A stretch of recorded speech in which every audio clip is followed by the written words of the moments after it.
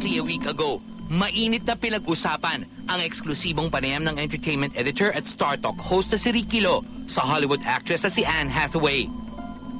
Ang nasabing interview sa star ng Les Miserables ay una at eksklusibong napanood sa Star Talk noong January 5. As entertainment editor of the Philippine Star, the veteran journalist approved the uploading of the full interview on philstar.com, the online edition of the broadsheet.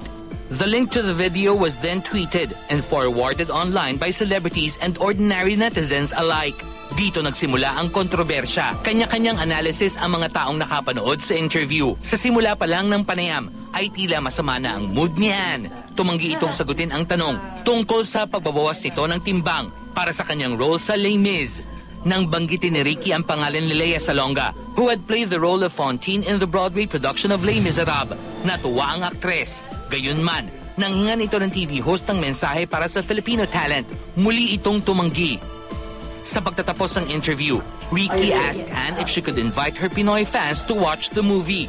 Ang sagot ng Golden Globe winner, "Why don't you invite them? I think they'd much rather hear it from you." Okay. Sa simula ay yun nila ng batiko sa internet ang kolumnista. Kinwestiyon ng ilan ang kakayahan nitong mag-handle ng isang panayam. Nagduda rin ang iba sa kahandaan ng TV host pagdating sa formulation ng questions. Sa kabila ng sunod-sunod na puna, panlalait at pangunawa na rin ng mga mambabasa na natiling tahimik ang TV host. Ngunit noong Miyerkules, January 23, nagpa siya si Ricky Lo na harapin ang issue. In his Funfair column titled Anne of 1,000 Hits, inamin ng kolumnista na ikinagulat niya ang reaksyon ng mga tao sa unedited version ng interview. Sinabi pa ni Ricky, and we quote, "We reviewed the tape before uploading it, and honestly, we didn't find anything wrong with it. In fact, being used to interviewing Hollywood stars for more than 2 decades now, I found it more amusing than anything." Unquote. Kaugnay naman ang naging behavior ni Anne sa panayam. Sinabi ni Ricky, and again we quote, "I felt that she wasn't in the mood during the interview. I learned later that the other Asian journalists felt the same way." Unquote. Despite what some people described as Anne Hathaway's rude behavior, nilinaw ng veteranong manunulat na wala siyang tampo, galit o hinanakit sa aktres. Ricky added, and we quote again, "Was I offended? No, I wasn't. Was I intrusive? I don't think so. Did I find her rude?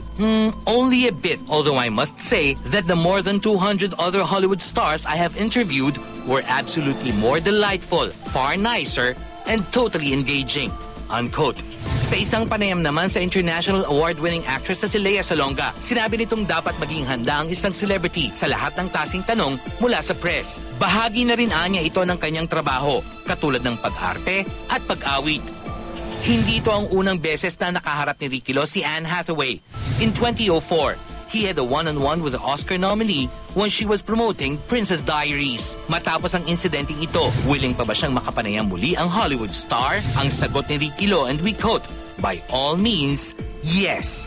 Unquote.